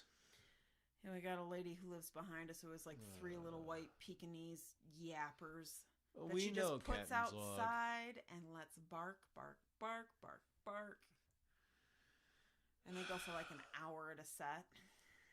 Twice or 3 times. At least twice. They've had the fucking cops called on them for the dogs not shutting up. Yeah. So, yeah. And then we have 2 big dogs that live next to us and small children on the other side. And occasionally homeless people screaming in the parking lot. Oh, I just found out about that, yeah. Yeah, she wasn't home for that one. I was. So much fun. Why does Nick have anxiety attacks? I can't imagine. I don't know. Yeah. As I said that, I heard the heater wind up, and I was like, yeah, that's what the inside of my head sounds like. It's just like... That's what the inside of my head sounds like a lot of the time. It's just constantly winding up. Also, I was thinking for the video, because we're probably going to put out a video of wedding stuff, right? Yeah. We're going to have everybody sign off rights for us to use their faces. I mean... I can only think we of can one put it in the put it on the invitation. This will be filmed and put on the internet. Your RSVP is your agreement that we're gonna plaster your face all over fucking Twitter and YouTube. Much. Yeah. I can only think of one person who might have a problem with that. Actually, no, 2, but one of them has a valid reason. I have a but feeling I know which one. I know you know exactly which two I'm talking about. Oh yeah, the but, valid reason one. Yeah, now. but no, I was thinking that it would be very funny if we did a YouTube video of like clips from our wedding set to Thomas Benjamin Wilde Esquire singing "This Is Shit." Not the one I was going to immediately, or but all Pants right. Drunk. I would rather do "This Is Shit." This is shit than Pants Drunk. Yeah, it fits better. Well, maybe if I do like a thing, I have a couple of male friends and only a couple. Maybe if I do like a guys' weekend, not even like a bachelor party, but just like a hangout and have some private time. Yeah. With dudes kind of weekend. We just set that to Pants Drunk and do video of it. You know, at some point, someone will end up standing in the middle of the road holding flares. Because that's how shit goes when I'm in charge of the party. Somebody ends up standing in the middle of the road with a football helmet on, holding a flare. If you guys are not familiar with Benjamin Wilde Esquire. Thomas Benjamin Wilde Esquire. You need to look up his song, No More Fucks to Give. Oh, absolutely. Followed by This Is Shit, which didn't he write that about the pandemic? He wrote that about the pandemic, yeah. He is delightfully absurd. And very incisive. Yeah. In a very funny way. Playing a banjolini or a ukulele. Banjolele. Excuse me, a banjolele. Yeah, or a ukulele. In the fine old tradition of, what was his name? Cleaning windows? Formby. George Formby. Formby. When I'm cleaning windows. Oh, Chaos Gamer Alucard loves him. Yes, so do we. If you love him, you need to look up George Formby's When I'm Cleaning Windows. Oh, man. It is a fine old tradition. George Formby was banned by the BBC. He was a performer in the 40s and 50s. Who played a banjolele. And he was... When I'm Cleaning Windows was banned by the BBC before World War II. Mm-hmm. And then he was asked to play at a show for the troops at the Royal Albert Hall. And he played When I'm Cleaning Windows. This is during World War II. He was asked to play for the troops. And the Queen asked him to play it again, and then asked him to play it again, and then asked him to play it again. She thought it was hysterical. And this was who we know as the Queen Mother. Right. This was King George's wife, not Queen Elizabeth II. Queen Elizabeth's mother, who I don't know what her name was. I honestly don't know, because to me she's always been the Queen Mother. Yeah. But she asked him to play it multiple times, even though it had been banned by the BBC. Yeah. Because she just thought it was hilarious. Or it's possible that Queen Elizabeth, or that Princess Elizabeth at the time, that is weird to say. Yeah. Asked him to play it multiple times. Because she was a mechanic during World War II. Yeah. She is a qualified mechanic, as long as the vehicle was made before 1950. She probably maintains her own Range Rover. Oh, I doubt she maintains her own Range Rover, but I know she drove her own. She had her own Range Rover at Balmoral. That was hers, and no one was allowed to drive it but her, because that was the only place she was allowed to drive a car.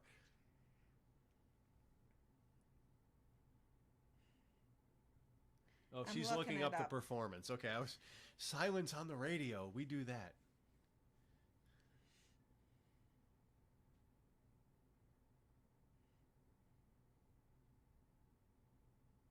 Oh, no, that's a... apparently it was Queen Elizabeth II who asked him to play it again. Well, this is her 92nd birthday, and it's a cover of the original. Her favorite singer is George Formby. Good on her. She's a saucy lady. She's more saucy than people give her credit for. But we should talk about her work and then wrap up. Yes, I agree. So, because we've gone almost 2 hours, or real close to 2 hours at this point. Yep. So, what are you working on? Currently, working on plotting out an actual plot for my book, Shades, The Children of Nyx. Realized I had a great setup, but I stalled out because I really didn't have a plot figured out for it. So, which is a common thing that happens. Yeah, Nick's helping me with that. I am also getting started working on what will turn into a 7-book series, which will be modern urban fantasy set in an alternate universe in which the fairy folk live alongside humans. Most of the books will be set in England. I'm calling it the Forgotten Lore series, at least currently. And all titles are subject to change. Yeah. All titles are subject to change.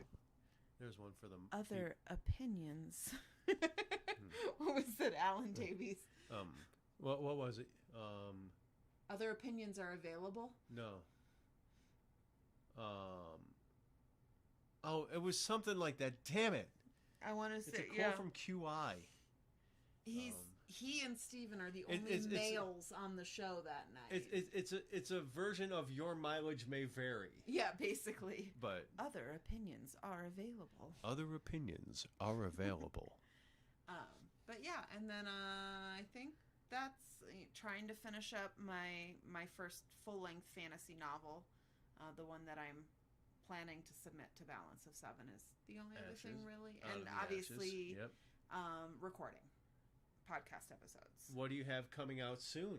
Because this is going up on the podcast Monday. True. What are you doing right now? Right now, I am recording Stave 3 of A Christmas Carol. Stave 4 will come out Christmas Eve. And Stave 5 will come out on the 26th of December. You're not going to do it on Christmas Day? No. Boy! I know. What day is it? Give people their Christmas Day. They don't deserve it. They need to listen to you. We'll see. But that's the current plan. And then come New Year's Eve, y'all should come hang out with us. Yeah, y'all should. So you're doing Bedtime Stories with Celosia Crane. You're doing special episodes all this month. And then what comes next month? Russian fairy tales. Russian, which means you get to do folk tales, not fairy tales. Kolchak the Night Stalker? Or whatever. What is his name? No, but I am doing Koschei the Deathless. Oh, that's what I meant. Yeah. Kolchak the Night Stalker is a TV show from the 70s. No, I realized the reference was lost on my audience when I said that. I will be finishing out the month of January with Koschei the Deathless. Oh, good choice. Are you going to be talking about reading The Frog Princess, which comes from Russian mythology. Yep. And then the other, because there are 5 Sundays in January, so the other 3 are all new stories to me. It's a damn near month of Sundays. Almost. I know later on I am planning on doing a story that does feature Baba Yaga. Okay. But it is going to be in one of my Cinderella stories from Around the World series. Ah, okay. So, and that is Baba Yaga and Vasilisa the Brave. You said Vasilisa, and you said it in a very Midwestern accent, and I expected her name to be Vaseline. Because her name is Vasilisa, and not Vasilisa. Yeah. I heard Vaseline in my head, and I was just staring at her going, don't say Vaseline, don't say Vaseline. I am probably going to be doing a post on my Patreon about Baba Yaga during January. Nice. Because I am starting a series on Fridays called Folktale Fridays, in which I will be talking about elements of the culture that we are exploring that month. Oh, very cool. Is that going... I honestly don't know, since Bedtime Stories is a part of Lantern. Yeah. Are you going to be putting those on the Lantern Patreon? I can. You should. All right, I will. We don't put nearly enough on the Patreon page. Do you want me to also do Monster Mondays? We'll see. Okay. A lot of the times things happen around me and I don't know about them until the schedule is full. So we're trying to be better about that. Well, Monster Mondays it used to be Mythology Mondays on my Patreon. Okay. In which I talked about monsters or mythological creatures from different cultures. Kind of shared them with people once a week. Okay. So I didn't even know you did that. Yeah. That was like a year and a half ago. Ah, okay. So I'm completely revamping it. New graphics, new monsters. The full works. And retitling it Monster Mondays, because that just sounds like so much more fun. Yeah. Anything else? Not really. Okay. I am working on Spaceman. Spaceman. On the far side of the universe. Mm-hmm. And I might actually do this voice when I'm doing the intro and the outro. I haven't decided yet. I do Look out love for your that. 1930s. Look out for that Adolf Hitler. He's a bad egg. That's actually an Archer quote. And really bad eggs. Drink up me hearties, yo ho. Not even close to I know. But I just what I think of when I think of bad eggs. Yeah. Okay. So I am working on Spaceman. I am trying desperately to get people to join the Patreon. And trying not to have a heart attack. That got dark real quick. First yawn, third yawn. Okay, I did much better than normal, though. you I think I did. blame it on the fireball. That you did better? Yeah. Maybe you need to drink Cinnamon. more. The cinnamon. Oh, okay. Maybe. That's What's what I our was Patreon? drinking tonight. The Patreon is in the description. There is a link in the description for the Lantern Audio Works Patreon. Hi, Ian! Who's Ian? Ian was in LCM with me and Nika. I don't know what you said. A lot of words. I don't know what they mean. The internship program. Oh. Hi, it's Ian. It's really good to see you. Hi, sort Ian. of. See you. It's good for you to see her. Thank you for coming.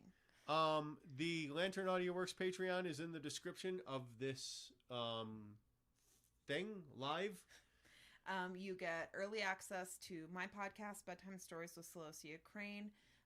When Nick releases his audiobooks, you get early access to those. You get regular updates. I'm actually thinking about doing a thing where I release kind of like roughs of each section early. Yeah. And then like as I do them, kind of give a video of me actually recording or something like that. Yeah, nice to see you too. I've never seen you before, but it's nice to see you, Ian. Ian just popped up in our chat, and apparently he and Celosia know each other. From a long time ago. In a galaxy far away. I mean, almost. Yeah, pretty much. But I'm thinking about doing some more stuff specifically for patrons from both of us. Yeah. For our creative work. We also do weekly vlogs. We do. And daily shorts on YouTube as well as Instagram. And the weekly vlogs, patrons get early access to them. Yes. So, and we have kind of a weird format for our vlogs. We do. Because we only see each other on the weekends. Yeah, right now, because of our work schedules overlap each other. So what we each do is we each do like 5 minutes a day where we talk about what we're working on that day, kind of where we're at, how we're feeling, just kind of general day in the life stuff. Yeah. And then they all get uploaded. And then at the end of the week, like tomorrow, did you do one today? I have not done one yet today. You need to do one today. Because I already did mine. I had one day this week that I didn't do one. We have not had a single week where we both did them the entire week. No, that's true. I didn't do them because I didn't have anything to say. Well, that's usually what I say when I don't have anything to say, is I just babble for 5 minutes and say, I honestly have nothing to say. There's nothing to add. I didn't see the point. Content, man! Of babbling for 5 minutes? Clearly, you have never streamed on Twitch. As a career. Have a little bit, but not as a career. That is correct. I streamed on Twitch for 3 years as a career. I am good at babbling. Yes. But I am aware. That's what I did today on my video, or yesterday in my clip. I babbled. But no, patrons get early access to basically everything we do. All of our creative work. They get early access to the vlog. They get to ask questions. Like, their questions will absolutely get answered when we do these podcasts. Yep. We have a Discord you can join and talk to other people who enjoy our work or just meet other people. And that's where you can ask questions that will definitely get answered. That was a lot to say in one breath. Deep breath, slowly. Not Lamaze.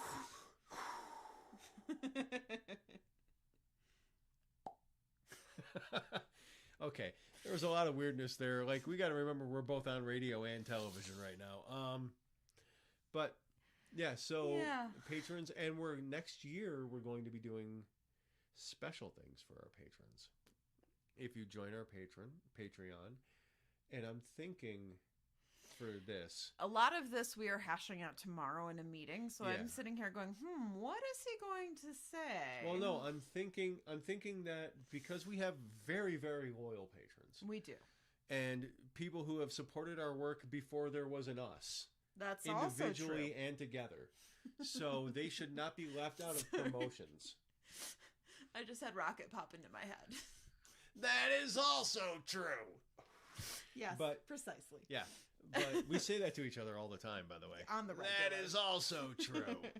But no, I don't think that people who have been with us for so long should be left out of promotions that we're using to try and draw people to the Patreon. Agreed. So I think that anything that new patrons get, current patrons should also get.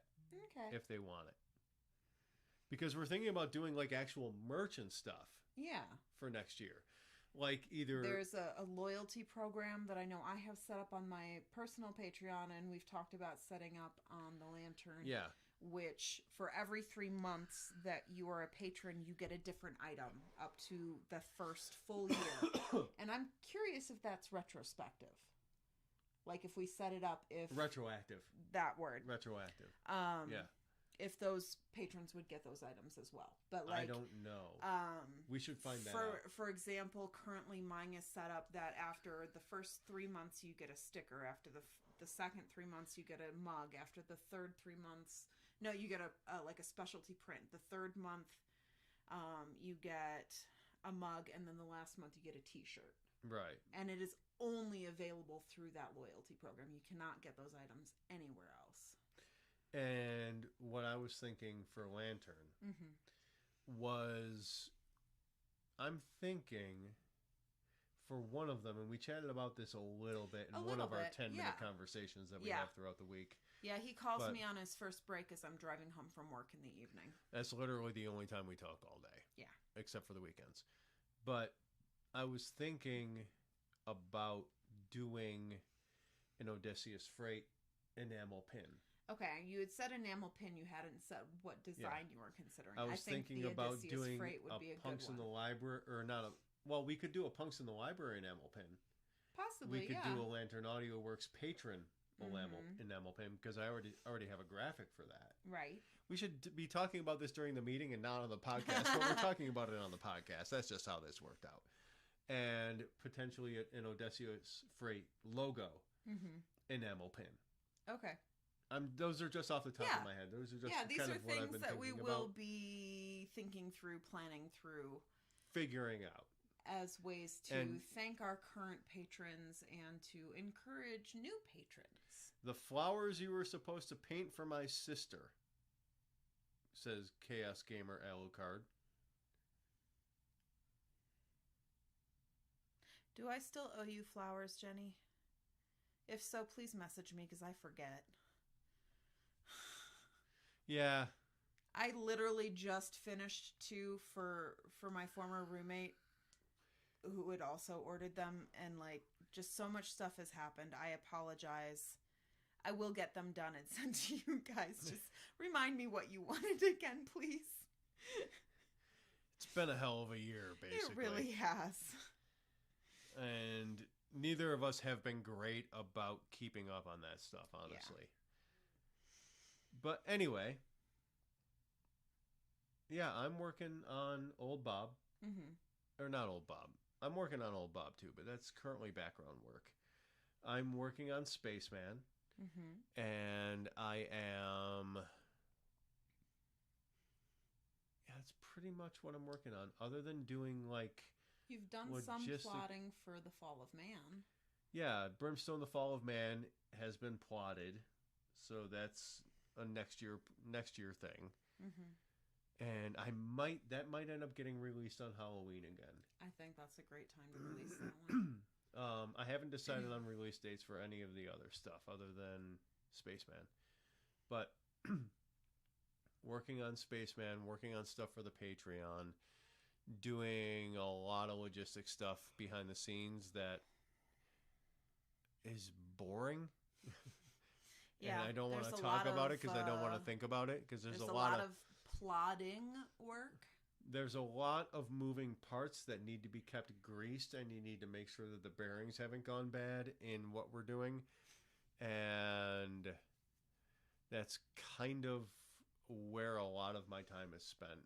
And that's a big part of the reason that I have the anxiety issues I have that I talked about earlier. Because I have about 45 minutes a week where I can actually work on my own work. Still. Even though Celosia has taken over most of the marketing work, not having time to do the rest of it is an issue. And it affects me. So I am working to get the best stuff out I can for you guys. Mm-hmm. And not get sick. Yeah. In the process. That's the balance I have to set. So that's what I'm working on. I'm working on Spaceman, and I think you guys are going to love it. Because I already love it, and I just, plotted it out. I finished plotting it. All the scenes are written. Or not written, but they're all set. And I just have to write them now. And then record them, and edit them, and master them, and add sound, and a whole lot of other stuff. So, next year. You'll get it next year. But that's what I'm working on currently. Where can people find you? You can find me. I'm most active on Instagram. My Instagram handle is @theexoticant. It's over my head. Yeah. For YouTubers. It's over my head. Excuse me. _exotic_ant. I am also on Facebook and Twitter. I do post there mostly through a posting service. I'm not super engaged. So if you're looking for the most engaged place to find me, then your bet is going to be Instagram. And you can find me over here, over her head for YouTube fans. On Twitter, that's where I'm most active, at NJ_, that's NJ_ Sullivan. And you can find the both of us on Twitter and Instagram at Lantern_AW. And you can find out when we're doing these lives. I plan on actually scheduling them ahead of time now because that actually worked this time and it didn't work when I tried to do it previously. So we will be scheduling probably a week in advance for the lives. Yeah. On YouTube. That was me cracking my knuckles for people on audio and people on video because I did it under the table and I know the mic picked that up. Oh, yeah. But yeah, we do Punks in the Library bi-weekly. So every other week. Our next episode will be New Year's Eve. And we're doing a special long episode on New Year's Eve. It might not end up being a podcast episode because it's going to be long as hell. It's kind of, what did we call it? The party for people who don't have any other plans? It's a New Year's Eve. When I was on Twitter, there's a story here. Twitch. When I was on Twitch. Yeah. I used to do every year on New Year's, I would do a New Year's Eve party for people who don't have any other plans. And I was like, why don't we resurrect that idea and just do a New Year's Eve party for people who don't have other plans? We'll get ourselves some drinks and we'll just celebrate the New Year with everybody in each of the 4 time zones in the U.S. So that's what we're going to do. And we're going to play some games and we're going to have some fun and we're going to just do that. Because we don't have any other plans either. This is what we're going to do. And we might actually do it from the couch because it's a little more comfortable than these chairs for sitting in them for 5 hours. Long? Yeah. But yeah, that's what we're going to do. That's going to be 2 weeks from now on the 31st, obviously. And I think we're starting at 7:30 Mountain Time. Are we going to? Yeah, 7:30. So same time we started this one. Which Eastern Time is 5:30? No, other way. What? Eastern time is 9:30. I still struggle, and I only moved one time zone. I can never, for some reason, remember which direction the time goes. I have the correct hour amount, just in the wrong direction of the time. Yeah, you did. Yeah, it's 9:30 Eastern time. Yes. And it's 5:30 Pacific. 6:30 Pacific. Yeah. 6:30 Pacific, 9:30 Eastern, and 8:30 Central, 7:30 Mountain. And we will be going through, and we're going to be playing games. We might end up playing video games. We might end up playing card games. I've got a few things laid out. We haven't really thought through all of it yet. We're going to be talking about that tomorrow at the meeting as well. Yeah, it's going to be part of the meeting tomorrow. So, yeah, that's what we're going to be doing. Anyway, I think that's about all I have to say. That's about all I have to say. And if you guys haven't listened to Brimstone yet, you should listen to Brimstone. And if you haven't listened to Bedtime Stories with Celosia Crane, you should listen to that. Where can they find Brimstone? They can find Brimstone on Audible or pretty much any audiobook app. And also, all of the library audiobook programs have it as well. So you can listen to it anywhere you like, pretty much. And I've been told it's good. I wouldn't know. But yes, Brimstone by Nj Sullivan. It is a urban fantasy detective noir. Yes, because I have a penchant for them. He does. Or a penchant, if you want to be about it. And Celosia will have new work coming out next year. Mm-hmm. Because I'm going to force her to have new work coming out. I was already planning. I'm hoping to do 2 novellas. Well, there you go. So yeah. And also, on that live stream, we will be doing our retrospective of the past year of our lives, which is going to be very interesting because it's been 8:30 Mountain. 8:30 Mountain. 7:30 Mountain. 8:30 for you, which is Central, right? Yeah. I'm confused. Anyway. It's 7:30 Mountain time. Because that's when we started. That's when we start. Just do the math. For fuck's sake, my head hurts. All you have to remember, Captain's Log, is 8:30. Yes. Your time. 8:30 your time. It's 8:30 in Texas. No. Currently, it's 10:30 in Texas. Shit. We need to let you get to bed. Yeah. And apparently, so do I need to let me get to bed. No. Captain's Log says no. Okay. I don't know. That's all right. I'm so confused. We'll figure it out. We got 2 weeks. Yeah. We'll let you know in a week. We're going to start at the same time that this started tonight. Yes. Yes. So whatever time that was for you. Yes. That works. All right. Okay. Time to say goodnight. Time to say goodnight. All right. So thank you all very much for coming out.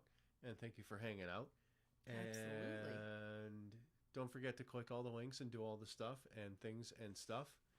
And until next time, we have a new ending to this. So you have to be ready to hit the goodbye button. Oh, I didn't set that up. You have to do it in here. Oh. You have to do it in here. Okay. So you have to... Yeah. Okay. I don't hit it until you say? Yeah. Because okay. Do you want to cut me off? When we do you want to cut off the outro? I'm asking clarifying questions. Yeah, just click the button. Okay, click the button when I'm done talking. All right. All right. So, yeah, we're done. So, until next time, take care of yourselves. Take care of each other. Thank you all very much for coming out. Yes. And we'll talk to you guys later. Bye-bye.